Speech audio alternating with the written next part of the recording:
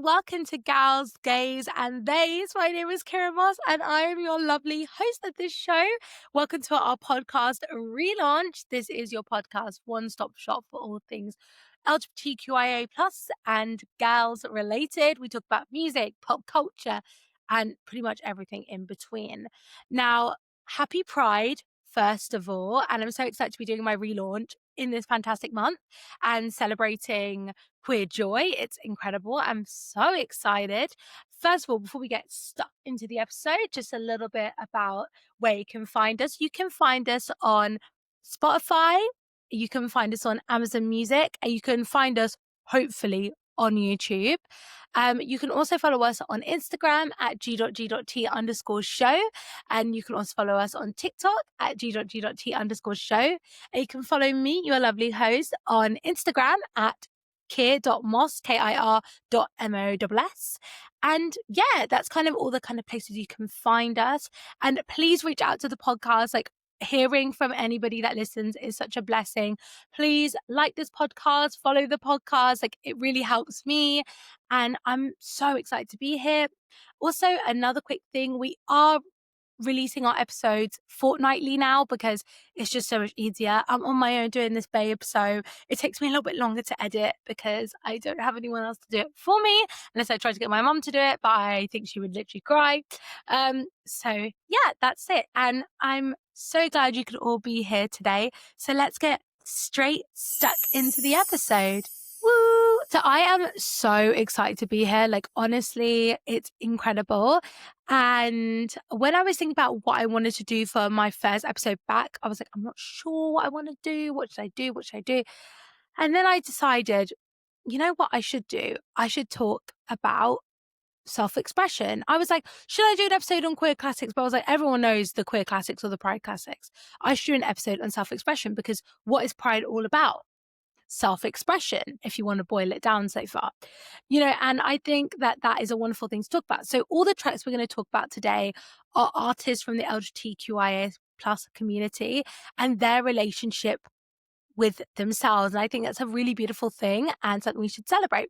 Now, we're going to go everywhere today. We're going to go to Liverpool. We're going to go to Chicago. We're going to go to New York, and we're going to go to Portsmouth. So we're going to have a nice range of places to go today, which is super, super exciting.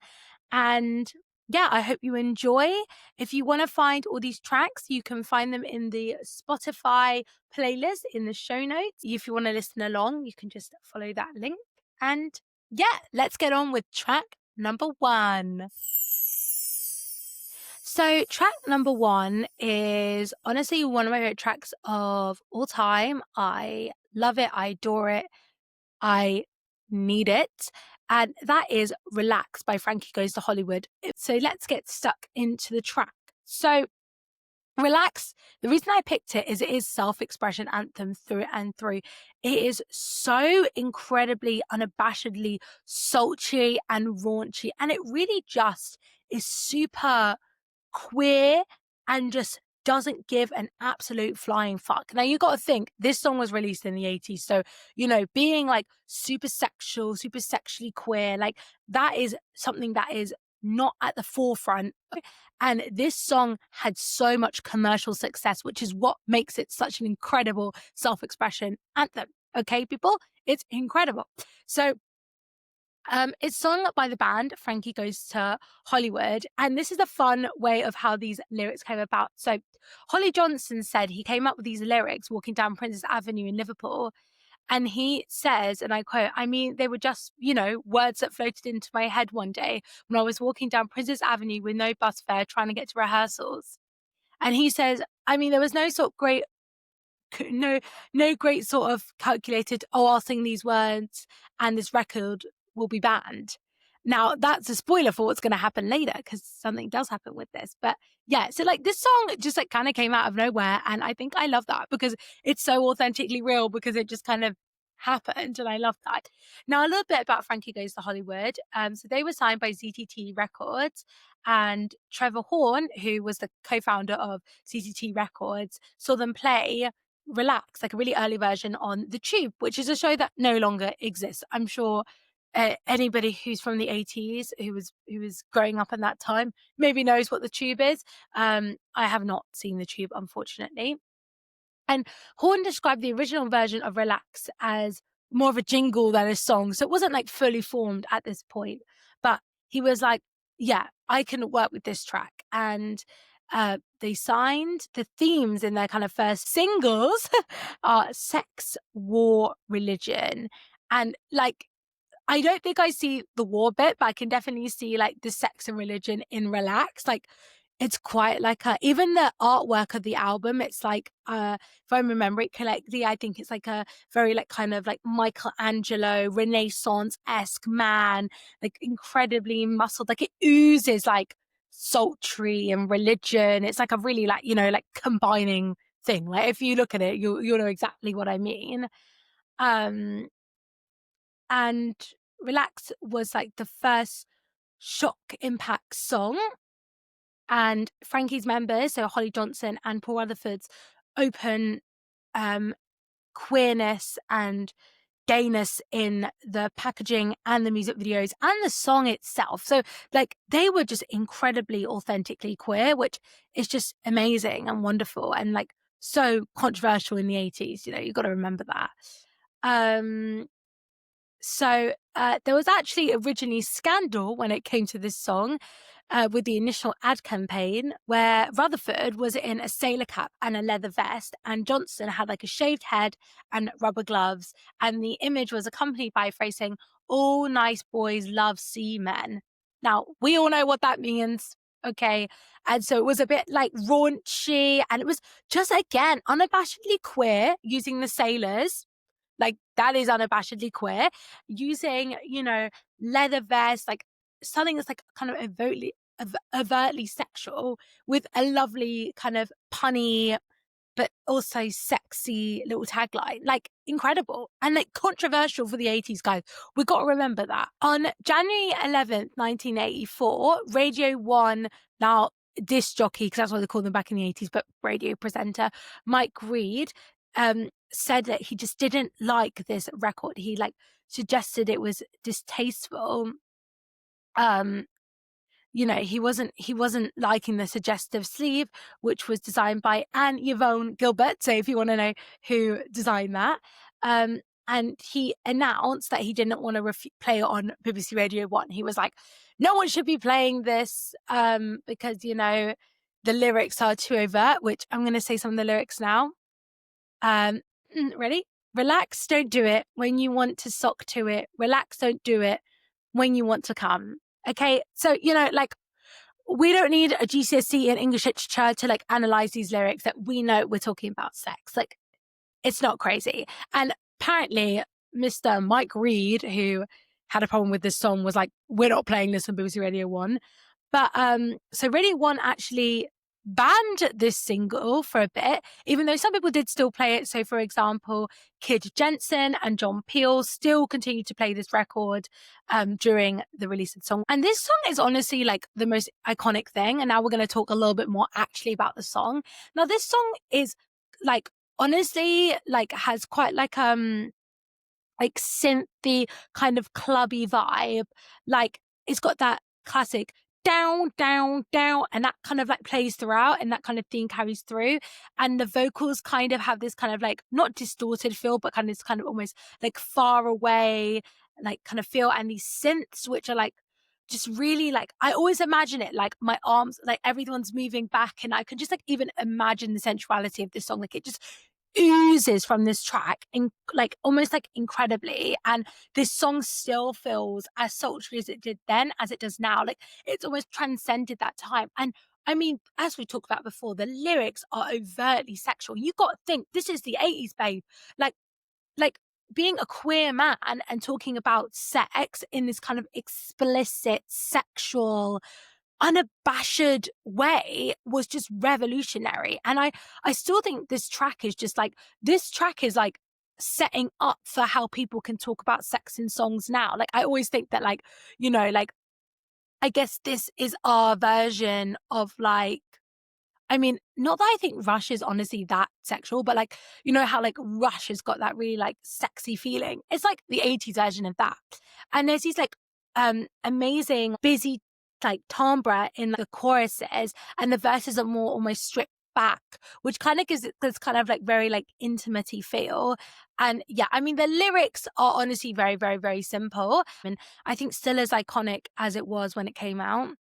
And yeah, I just think it's an incredible anthem of self-expression, and a different kind of anthem of self-expression, because it's not about oneself necessarily, but you know, sex and relationships is such a big important part of who we are, and what we are and what our community is like, and the relationships we have. And so being so unabashed and being so proud of that is such a beautiful thing when it comes to self-expression. And yeah, just like an incredible, incredible track. And if you've never heard it, I really recommend you listen to it. Maybe not full blast in your house if you still live with your parents. Maybe that isn't the vibe, but you should definitely listen to it. It's so good. And it sounds quintessentially 80s as well.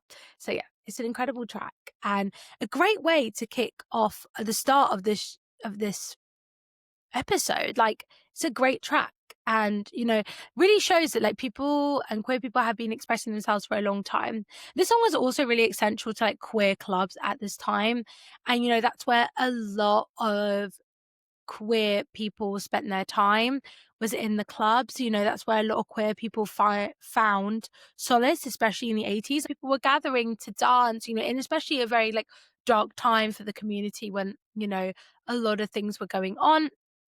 And, you know, it's a really hard time to be queer, was in the 80s. And I think this song being so unabashedly queer just like is just like the cherry on top. Like it just gives, you know, it's like this is an expressive piece of art that gives people a chance to be unabashedly themselves in the time where people were, I mean, people still are, but people then were so anti like LGBTQI plus. There was so much misinformation, and like having a song that is so unabashedly about like gay men having sex, people having sex, queer people having sex, it really just like gives, you know, like this is happening, we're here, and we are who we are, and we love it. And I just love that. Yeah, amazing. So we're going to go to our next song now, which is super exciting. We're going to go all the way to Chicago to meet our lovely Amira Jazeera. I am so excited to introduce you lovely listeners to her. She is incredible. I love her so much. I literally found her by like literally Googling like young emerging queer artists, and she came up, and I was like, I gotta hear more about this woman, gotta hear more about her. She's just released her album, and you gotta go listen to it. I mean, we'll talk more about it later on in the episode, but let's dive straight in. So we're gonna go to talk about her. She's a queer American Palestinian singer songwriter.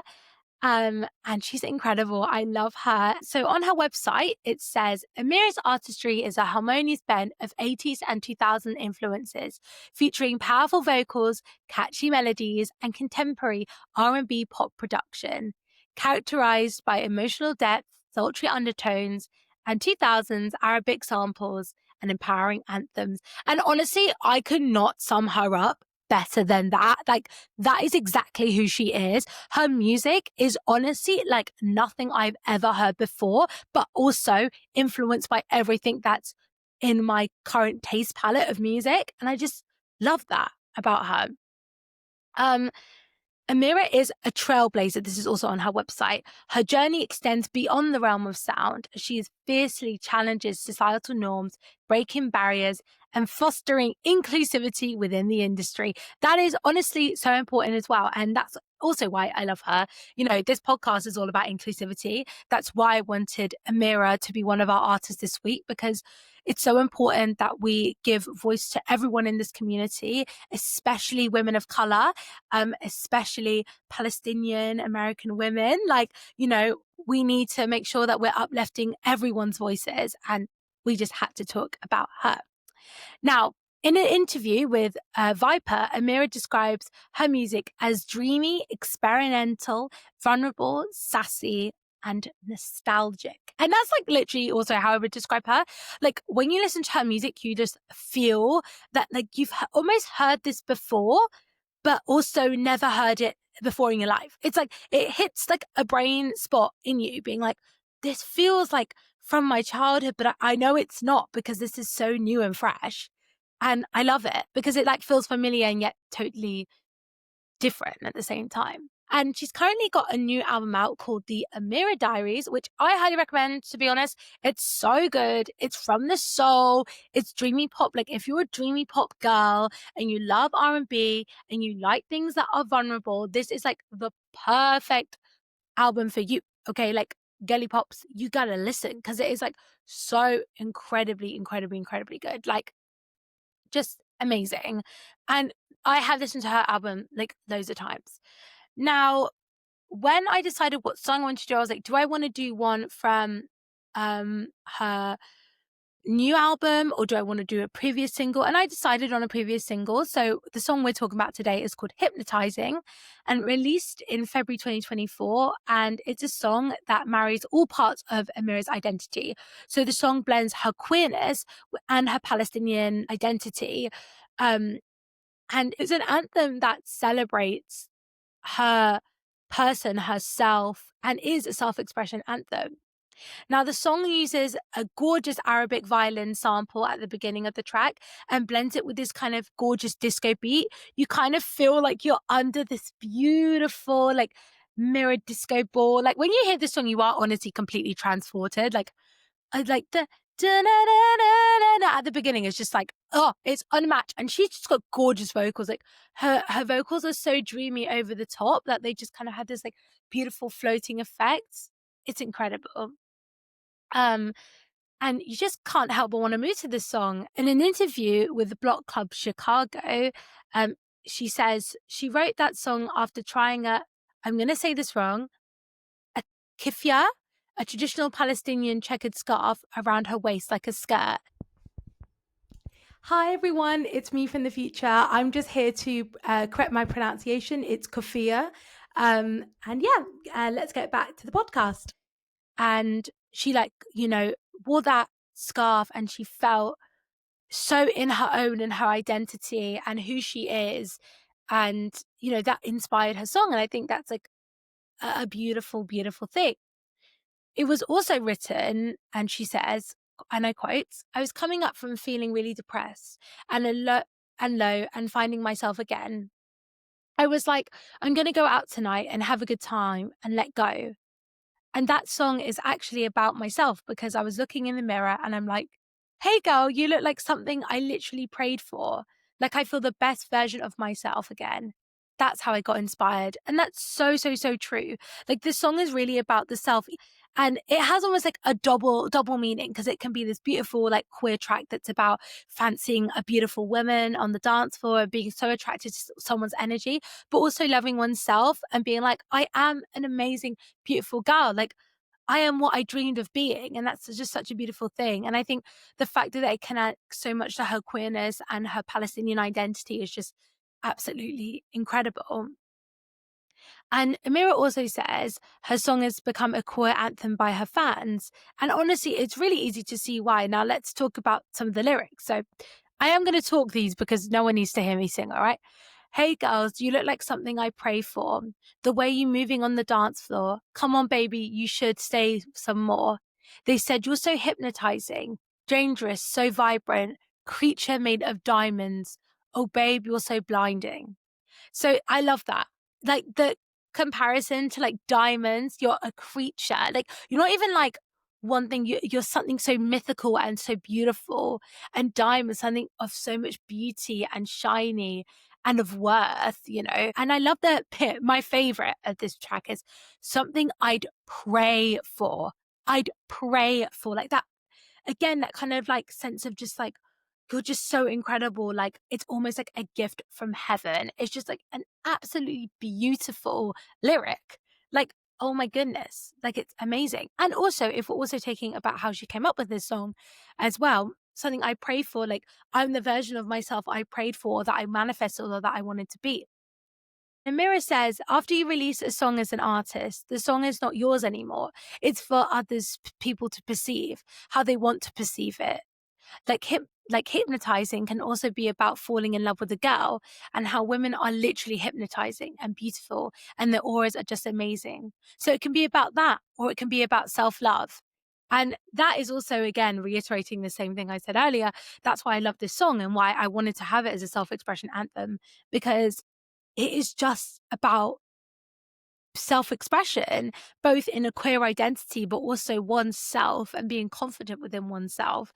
And, you know, again, with the way that the track is produced and the sound of it, with that beautiful um, violin sample, with kind of the Arabic violin sample, it again blends another part of her identity within this beautiful, wonderful track. And it's a blending, like, just to sum that all up, it's a blending of culture, her identity, and it definitely deserves a place on your playlist.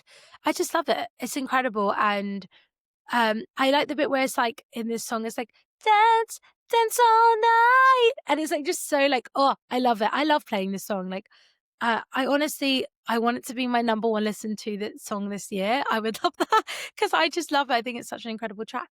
I really hope people will listen to her and that you lovely listeners go support her new album because it is just incredible. And you can find her tracks on this week's playlist. So yeah, now we're gonna stay in the US, but we're gonna hop somewhere else. So let's bring us on to track number 3.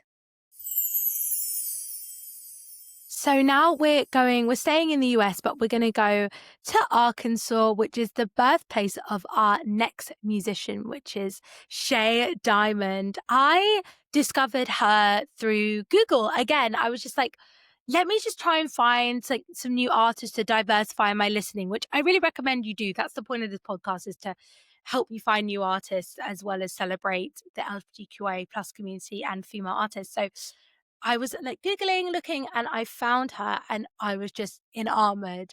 So American singer-songwriter Shea Diamond is a transgender rights activist, and her music is a mix of R&B with blues, rock, hip hop, and folk. And she is able to really demonstrate like raw poetry, these like gorgeous, gorgeous, gorgeous lyrics. Her influences include Whitney Houston and Tina Turner, so these fabulous divas. And Shea herself has got this gorgeous, really beautiful voice, which just sells her singing like something else, like sells her music. Like, God, I'm tuned in. Like, you could literally just be like R-ing for the whole track, and I'd just be like, I love it because she's just got such a gorgeous voice. And yeah, so Shea Diamond talked in a Billboard article about her childhood. And she says, I got whoopings for walking like a girl, for using the restroom, sitting down like a girl. Even singing when I was little, I remember being corrected, put some bass in your voice. It was like robbing me of my only joy I had in this world. And Diamond identified as a woman, as a girl, and obviously then a woman for her whole life, and was denied this growing up. You know, it was met with violence and with comments, and it just wasn't allowed. And now, as an adult in her life, her music really revolves around her identity.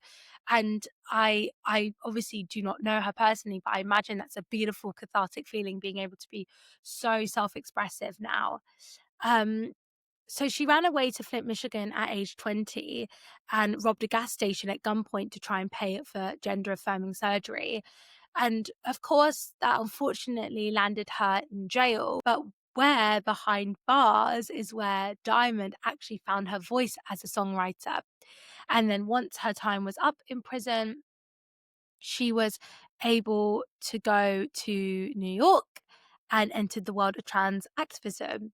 Now, talking about her time in prison, I don't know much, but what I do know is that she did spend an awful time there, and like a long time there, like from 1999 to 2009. And it was a male prison, you know, must have been incredibly difficult. I can't even imagine, you know, like I can't even imagine how hard that would have been for her.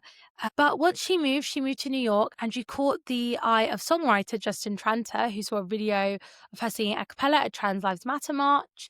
And now he is and was the executive producer on Shea Diamond's first EP, which is super exciting. Kenny Weagley, who is the Asylum president, who are the people that Shea Diamond is signed to, the record label, says Shea transcends labels and limitations, even genre. She's an amazing trans or LGBTQ artist, but an amazing artist overall. You know, she's just like this crazy, amazing, wonderful, highly praised artist. You know, a record label executive saying something like that means something. Do you know what I mean? And she's just incredible. Like, I've never heard anyone that sounds like her. And here are some things that were asked on her Billboard interview. So the interviewer said, was it after your incarceration that your passion for music developed? But she says that actually she recorded or really remembered writing a song maybe at 12 or 13, writing lots of little melodies. And yeah, so she kind of just always had this in her, and only did she maybe after going through everything in her life was able to fully express that, which is incredible. And that brings us on to the lovely track that we're going to talk about today, which is called I Am Her. Now, this song is quite literally the most from the heart song I've ever listened to. It's called I Am Her. It's just basically, you know, affirming who she is. And I just think it's incredible. And it's also almost like a call out to homophobes as well, transphobes rather. And it's like a call out to these very ignorant people who just can't seem to just understand that trans people are people. Like, it's not that hard, guys, you know. And I think especially this song is a great time to listen to this song in this current political climate where I don't know why transphobia is just everywhere right now. I don't know what is wrong with people. Honey, everyone just deserves to live their true authentic selves. I don't understand why that's so hard for people to understand. I'm looking at you, JK Rowling, you suck. I will put her on blast. But yeah, this song is so important. She began writing I Am Her as a statement to the world that that said I shouldn't exist. I wrote it as an anthem for all those that felt shunned for simply being who they were. In 2009, I was released from prison. Shortly after my release, I moved to New York, where I found a studio to record I Am Her and the means to create a music video for my song. And so this song is her first kind of foray into music after she's been in prison. And I think that's what gives this song this beautiful vulnerability that you just get from her perspective, because it's from her at after such a very hard time in her life. So, you know, it's a real clap back to those freaking haters, you know, those people that just don't want her to live her authentic life. And yeah, it's incredible. Now, this song, if we talk about it, you know, has an amazing combination of very strong vocals and very fuzzy guitar. And it's got a lovely kind of clapping beats that kind of gives this song a strong sense of rhythm and a very protesty, very truthful, very from one's own feeling, compared to earlier when we had these beautiful dreamy vocals. Instead of that, we kind of had this more kind of sharper, kind of more forefront, harder hitting track, which is incredible. And it really reflects what, you know, Shay's trying to say, that we're clapping back at those that do not want us to exist. This song is I am me, I am her, and I am here. I am not going anywhere. Get used to it, you know. And it's beautiful, it's strong, and I cannot believe this is one of her first singles because it's so just insane and so it's just incredible. And it is just, you know, the lyrics. So this is my personal favorite pick is, your ignorance leaves a hell of a stench. The aroma lingers on generations have known. Ain't it ironic? The smarter we get, the less we understand about the simplest shit. And if that doesn't sum up what you need to say to someone who's transphobic, I don't fucking know what does. Your ignorance, because that's what it is, it's ignorance, leaves a hell of a stench. Because it's disgusting. If you're ignorant, go away. And your aroma lingers on for generations have known, because that's what happens. generations have been transphobic, and if we don't nip it in the bud, it's going to keep going. Ain't it ironic? The smarter we get, the less we understand about the simplest shit. Because when you really think about it, like if we really boil it down, all it's about is gender expression. And honestly, that should not cause as much of a fuss as it does. Like, I don't understand why you're bothered. Like, and I just think that's so great. Like, I think it's such a strong verse, and it's so like honest and raw and clapbacky, and I don't want to like hard hitting. Like, it just hits you in the face of the message. It's like, why are you being so ignorant? Like, what is wrong with you? And I just absolutely love that. And the song sounds strong. It doesn't sound angry. It sounds strong.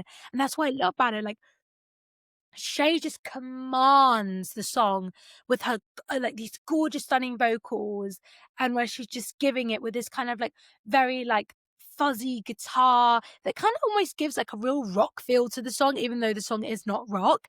And we kind of get this kind of like just like honest and really like beautiful, hard hitting track. It's just incredible. And in the interview, in the Billboard interview, she was asked, "You said that prison, the other inmates would sing along to your songs, I Am Her.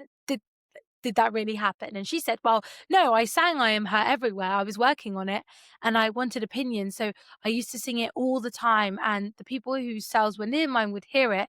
I remember singing it one time with a few times. And when I was in segregation, amazing acoustics." Um, and she says, "I remember just laying on my stomach on this nasty floor, just wanting to get out this beat.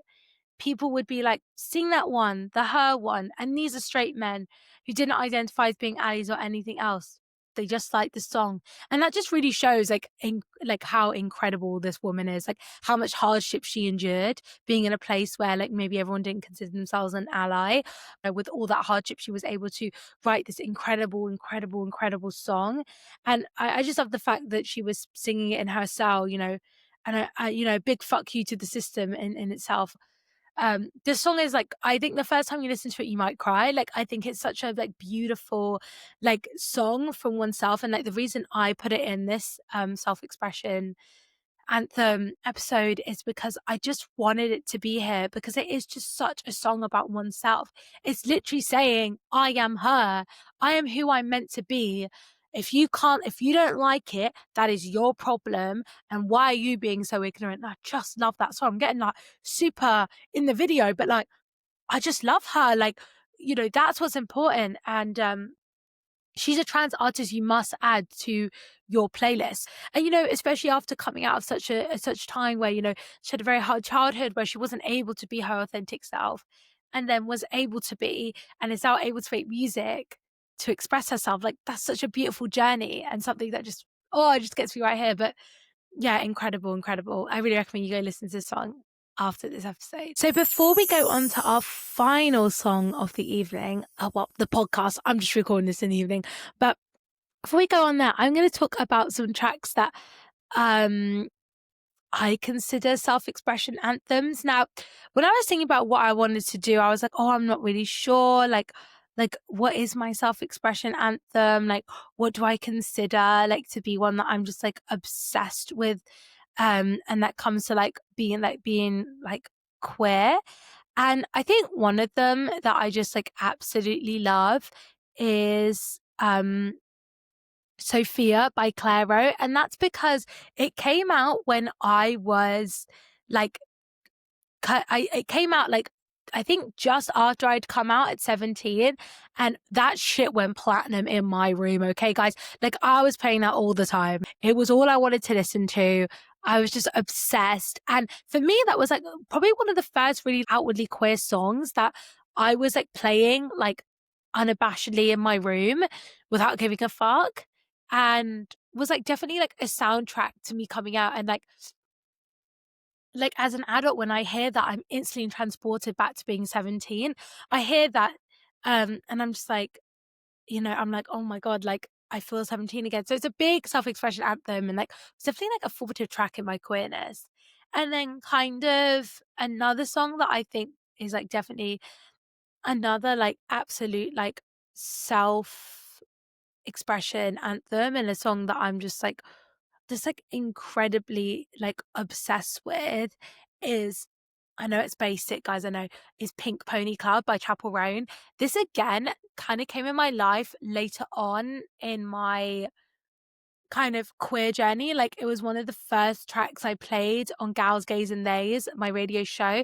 And that was a massive time for me as a queer person, as a bisexual girl. Like, I was really coming to terms with my own queerness and like really navigating that. And yeah, that song like really represents to me of like being like in my final year of uni and like kind of making queer artwork, like, because to me my radio show is my art, my podcast is my art, and kind of having that connection with it. So yeah, those are like some, definitely some self-expression anthems. And then some that I have from a lovely person, her name is Seffi. She is the host of a podcast called Goes Without Saying by Seffi and Wing, and I went to go see their like kind of talk at Oxford Uni, and I said to Seffi after, I said, would you mind saying like what your self-expression anthem is? And she said, you know what, I'd have to say Paint the Town Red by Doja Cat. She was like, I just feel so confident when I listen to that. And I was like, I love that. And I just want to spread that because I asked her and that's the song she gave, and I just love that. And I also think like, honestly, like self-expression anthems can also be what makes you feel confident, what makes you feel like totally free in oneself. And you know, that's amazing. And comment down below the comments, like please let me know like what is your self-expression anthem, what songs feel really like true to you, what gives you, you know, the most, you know, makes you feel the most authentically yourself. Let me know. So it brings me on to my final track of today. Now, I am so excited to be talking about this song. I've been a fan of this artist for like a really, a really long time. I discovered him at university on my TikTok. I was scrolling and I heard this gorgeous soulful voice. And I thought, who the fuck is this? He needs to go on my playlist right now, babes. And that is the one, the only Bradley Jago. Now, if you don't know who this is, you're going to get to know in the next like 10 minutes. So we're going to go to Portsmouth because that is where Bradley Jago was born. And actually, he is now in the Portsmouth Pride advert. He's singing Downtown, like a cover, which also, by the way, is an incredible song. I love that song. Downtown. Oh, such an incredible song. And when I heard his cover, I thought, I'm gagged. I'm gagged. I was like, this is like so niche. This is like so Kira Moss niche. I loved it. It was amazing, incredible. So yeah, I discovered Bradley when I was in my third year of uni, scrolling on my TikTok, and I saw this absolutely incredible song, and I was like, who is this man? I must listen to him. And I was just hooked ever since. He's got these beautiful, like, lamenting lyrics with this kind of gorgeous, stunning, beautiful vocals. Like, I would describe Bradley's music, or Bradley himself, like his sound, almost like a mix of like if Amy Winehouse, Joseph, early Sam Smith, and Adele had a baby, that would be Bradley Jago. Like in just like the way that his music sounds, it's like such a like unique, but also like something so beautiful, and it's just incredible. Like I remember the first time I heard him, I was like, I've needed this so much. I was like, I've been missing this in my life. He describes his music as queer soul for queer souls. And honestly, I really couldn't describe it any better. Like his music is so soulful, but it's also so connected to his queerness, his self-expression, who he is. And I just love that. I love that so much. And yeah, so since I first discovered Bradley, he's released his first debut EP called Girl Problems in 2024, and that spent 10 weeks on Express number one on Express FM, and also was track of the week on the BBC, which is like fucking insane. And in a I don't think it's in an article, Bradley says, I remember singing Gabrielle, Leanne Rimes, and Christina Aguilera. And he said, my family are not musical at all. We're a working class family from Portsmouth, but we always loved good music, specifically amazing vocalists. I've grown up with a passion for music. My dad loves Sam Cooke, and my mum loves Whitney Houston. I feel like it doesn't get much better than that vocally. And that is so true. And you can really hear that. His vocals are literally insane. Like, literally insane. Like, when I say you'll listen to him and you'll just be blown away. Every person I've put on Bradley Jago like has like loved his music and has connected with it. Like, I don't know one person that I've put someone on to him and they've been like, no, it's not for me. Like, everyone loves him because his music is just incredible. And yeah, you can definitely hear like he's got this kind of like these larger than life vocals like Whitney Houston, you know, this beautiful belt that he just whips out. Bradley's inspirations are Adele, Sam Smith, and Amy Winehouse, which also coincidentally are like some of my favorites. And he says in the same article, these are artists that made me want to sing. And I think that's so true. When you listen to his music, like, he can sing, and you know, if that's his passion. So these artists that had this great influence on him, it's so evident because he just loves to sing in that kind of beautiful raw way that these three artists do. We're going to talk about the song a little bit now. Girl Problems is one of my favorite songs. It has this really beautiful rawness to it. I mean, the EP itself is incredible. This is the lead solo or song of his EP. And this also has like an acoustic version as well, which is also completely worth a listen. That's even more heartbreaking, if you can believe. And it kind of starts off this song like in pretty just like the vocals and the piano with the kind of like a dun dun dun dun dun dun whilst Bradley sings.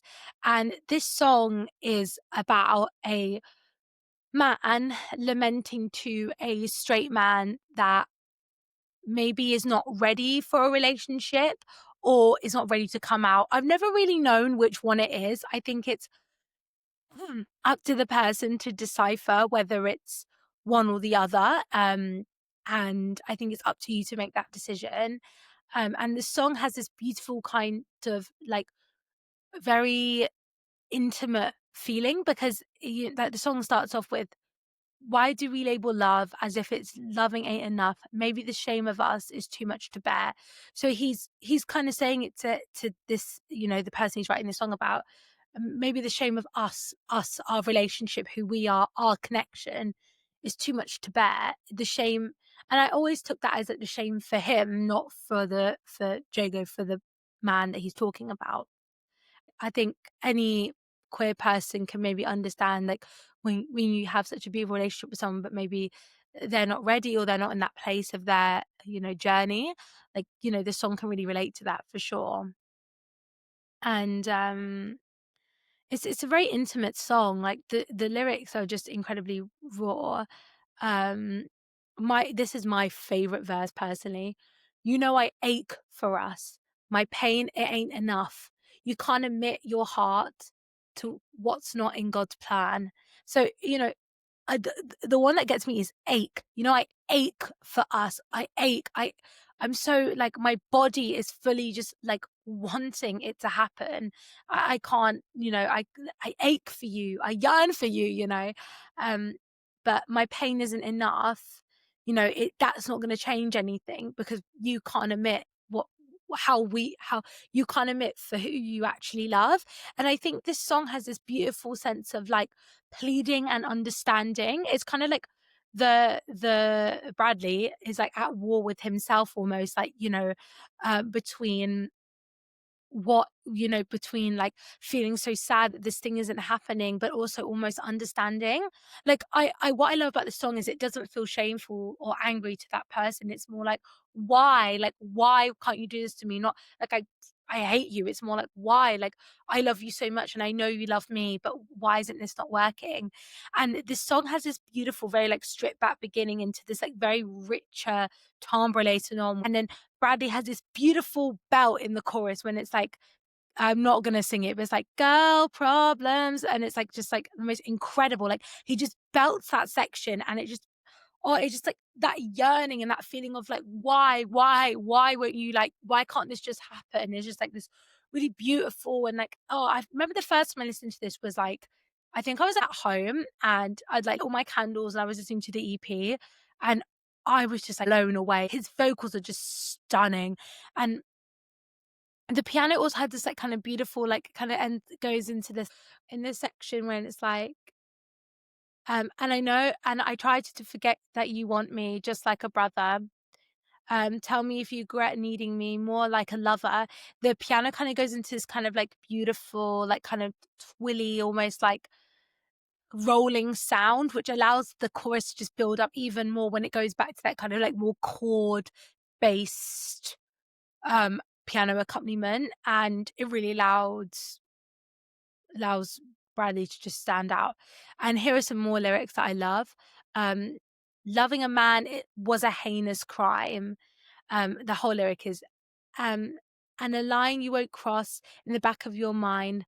Loving a man was a heinous crime. It's saying that like you won't be able to cross this line, this this line because you can't get over that. Like, you know, you have to undo all this internalized feelings. You know, and then my favorite bit of this song is the outro, which is why won't you cry? Why won't you cry? Why won't you cry? And I think that's really beautiful because to me, it's kind of like,